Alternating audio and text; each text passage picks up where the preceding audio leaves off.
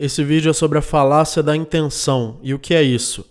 É você atribuir indevidamente algo à intenção de uma pessoa. Isso acontece muito quando se discute sobre o Estado, sobre libertarianismo e também sobre tecnologia. Então, por exemplo, algumas pessoas que acreditam no Estado, que querem defender o Estado, dizem que não importa se o sistema que você segue é o Estado ou o mercado, não importa se é social-democracia, se é socialista ou se é liberal ou se é libertário. O que importa é a intenção das pessoas. Então o que nós precisamos são pessoas bem-intencionadas. Pessoas bem-intencionadas trabalhando no mercado ou pessoas bem-intencionadas no Estado, governando. Inclusive os libertários que acreditam em política, que acreditam que a política é um caminho para o libertarianismo, estão cometendo essa falácia, porque eles acreditam que basta um político ter uma intenção liberal ou uma intenção libertária, supondo que ele realmente tem essa intenção e não é um oportunista, basta isso para que a política ajude o libertarianismo. Essa ideia está errada, um argumento baseado nisso está errado, porque nem tudo que acontece depende de intenção. Aliás, a grande maior parte das coisas que acontecem, inclusive na sociedade, não dependem de intenção. E se não dependem de intenção, dependem do quê? De aleatoriedade, de chance? Não, dependem da seleção natural. O motivo pelo qual o Estado é predatório não é porque os políticos são mal intencionados, mas sim porque o sistema estatal é um sistema que funciona tomando os recursos dos indivíduos. É um sistema que funciona pelo uso da força, já que a própria definição de Estado é monopólio da força.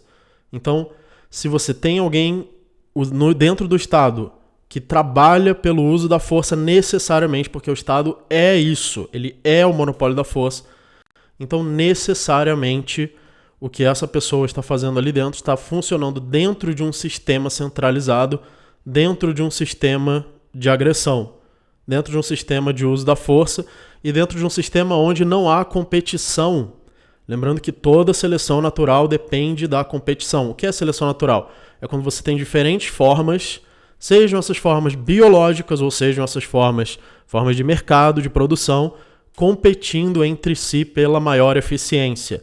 No Estado você não tem isso porque ele usa o monopólio da força, e não tendo competidores, ou seja, ele elimina os competidores pela força e não pela competição. E o resultado é que o sistema do Estado é errado. Não é que os políticos sejam errados. Os políticos são corruptos. O problema é a corrupção. Os recursos do Estado estão sendo mal alocados. Precisamos de uma reforma para alocar melhor os recursos. Senão o Estado vai falir. Então é muito importante que o Estado funcione bem e seja eficiente e tenha pessoas bem intencionadas. Isso é uma mentira, é uma enganação, é um charlatanismo. O Estado é errado porque o sistema estatal é errado. Não tem nada a ver com as pessoas. As pessoas funcionando dentro de um sistema errado, elas vão servir ao sistema errado. E se não servirem, elas na verdade vão ser expelidas pelo sistema.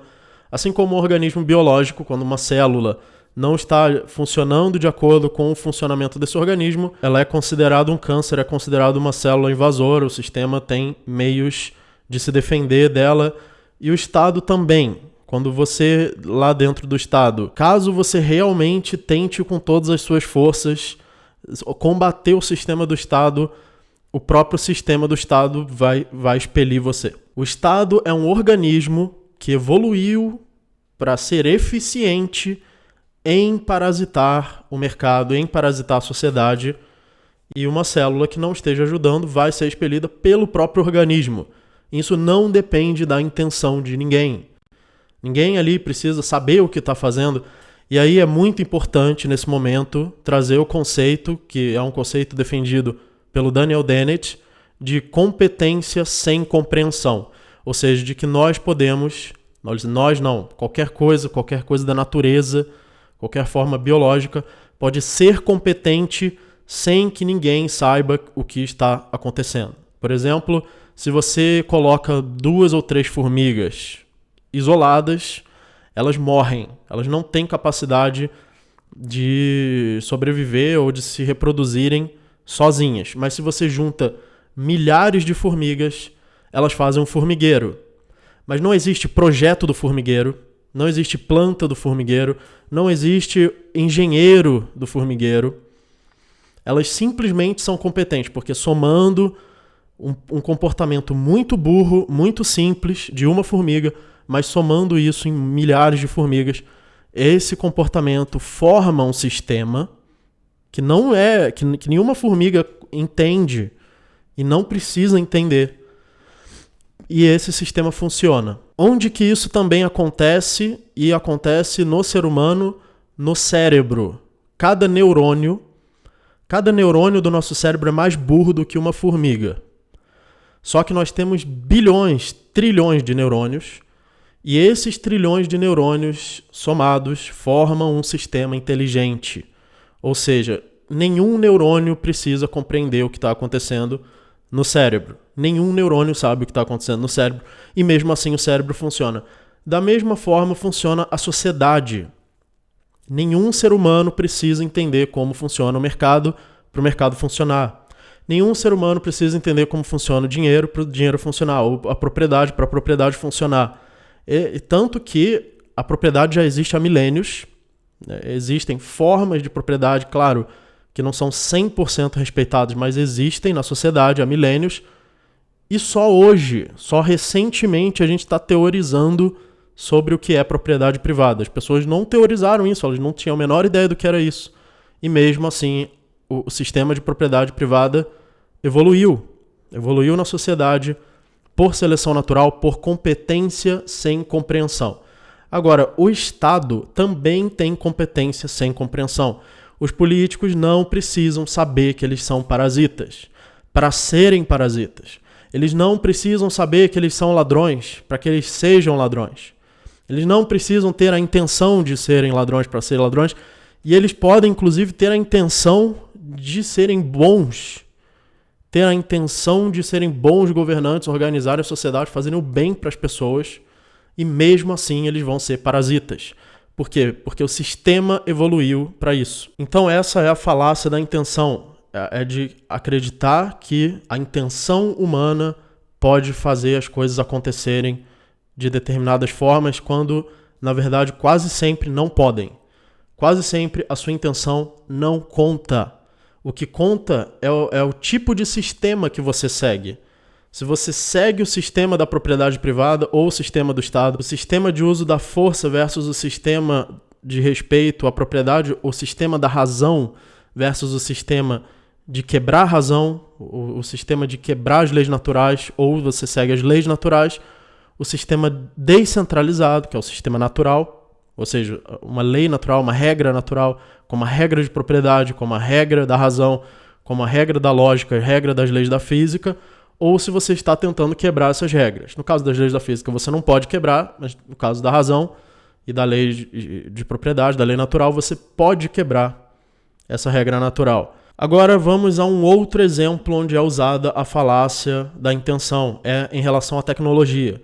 Eu sou um defensor, um entusiasta da tecnologia, um entusiasta de inteligência artificial, e eu estou sempre aqui defendendo a inteligência artificial, e sempre aparecem as pessoas com o mesmo tipo de objeção, com a objeção de que a tecnologia é só uma ferramenta e basta uma pessoa estar bem intencionada ou mal intencionada para usar a tecnologia. E não é verdade. A tecnologia não funciona baseada na intenção. Mais uma vez, ela funciona baseada na seleção natural. Ela funciona pela utilidade dela, porque o ser humano demanda essa utilidade, então ele vai desenvolvendo tecnologia para suprir sua demanda por utilidade, e essa tecnologia vai sendo selecionada pela sua eficiência, assim como qualquer seleção natural seleciona as formas pela sua eficiência. Isso não depende de intenção. E até o ponto em que tecnologias descentralizadoras possam surgir, que são tecnologias que realmente não podem ser usadas no sistema centralizado. Por exemplo, criptomoedas. As pessoas dizem, e eu acho que é um grande erro, é um total erro, não podia estar mais errado, que o Estado pode usar criptomoedas para ganhar força. Isso está errado, porque criptomoedas, por definição, ou pelo seu funcionamento, são moedas que não podem ser afetadas por um controle central. Elas foram criadas, não apenas elas foram criadas para isso, mas elas funcionam assim. Isso é intrínseco do funcionamento delas. Então, por exemplo, se um Estado quiser controlar o dinheiro, se ele quiser controlar as criptomoedas, transformar as criptomoedas num banco central, ele não pode fazer isso, porque a criptomoeda não pode ser alterada pelo Estado. A criptografia dela não pode ser alterada pelo Estado. Não importa quais as intenções, nem importa quantos recursos tem o Estado. Mesmo com todos os recursos do mundo, o Estado não pode alterar as criptomoedas. Elas são uma tecnologia que, uma vez implementada na sociedade, não pode mais ser removida. É um passo que você dá, aliás, é um passo da evolução que não pode ser revertido. Não dá mais para desfazer as criptomoedas. Elas foram criadas, elas estão na internet, elas estão em milhões de computadores no mundo, e isso não pode mais ser desfeito. Não importa as intenções, a não ser que você exploda o planeta Terra. É realmente o único jeito de desfazer as criptomoedas, é explodir o planeta Terra. Então, uma vez que as pessoas têm acesso a computadores, à tecnologia, ao celular, à internet e formas descentralizadas de internet também, que não possam ser controladas, que são possíveis, e têm acesso às criptomoedas, então não dá mais para o Estado controlar o dinheiro como ele controlava antes. Simplesmente isso. Ou seja, a criptomoeda é uma tecnologia inerentemente descentralizadora. Ela não precisa de pessoas com a intenção de promover descentralização para que ela seja descentralizadora. Mesmo que todas as pessoas do mundo sejam estatistas, mesmo que o libertarianismo acabe no mundo, as criptomoedas continuam fazendo o papel de descentralizar o dinheiro. Não precisa para isso de seres humanos com boas intenções. E isso é libertador. É libertador quando você não depende das intenções humanas. Você só depende de uma tendência de um sistema natural. E aí você tem duas opções: seguir essa tendência, estar do lado da natureza, estar do lado do processo de evolução, ou estar do lado contrário. Ou seja, ou você é um acelerador desse processo, ou você é um freio desse processo. Você está aumentando a velocidade da evolução ou diminuindo a velocidade da evolução. Isso sim a gente pode fazer. Você não pode virar o volante. Você não pode dizer para onde a evolução vai. Ela vai para onde ela tem que ir. Ela vai para onde o processo natural aponta. A tendência natural do aumento da eficiência. Essa que é a tendência da evolução, do aumento da eficiência. E hoje esse aumento da eficiência se dá pela tecnologia. Então a evolução tecnológica, ou a evolução em geral, ela vai caminhar para a direção que ela tem que caminhar e ninguém pode impedir. A intenção humana não pode impedir. Então o que você pode fazer é estar a favor dela, estar a favor da evolução, estar trabalhando com sistemas descentralizados, estar ajudando a desenvolver sistemas descentralizados, ou você está ajudando a desenvolver sistemas centralizados e assim freando a evolução, freando o progresso do mercado, da tecnologia, do dinheiro, da economia e da inteligência artificial. Por isso eu me denomino aceleracionista, porque eu sou a favor da aceleração do progresso evolutivo. Eu sou a favor de que nós não podemos nos colocar na frente do progresso. O progresso da evolução ele tem que acontecer, seja da inteligência artificial, seja do que quer que seja que vai surgir no futuro e que vai inclusive mudar o funcionamento do mundo, mudar totalmente como o mundo é, como ele funciona. Eu defendo o aceleracionismo, a ideia de acelerar esse processo o máximo possível, não se colocar na frente dele, não ser um freio, mas sim um acelerador. Então, muito obrigado pela sua compreensão, pela sua competência e pela sua competência sem compreensão. E até o próximo vídeo.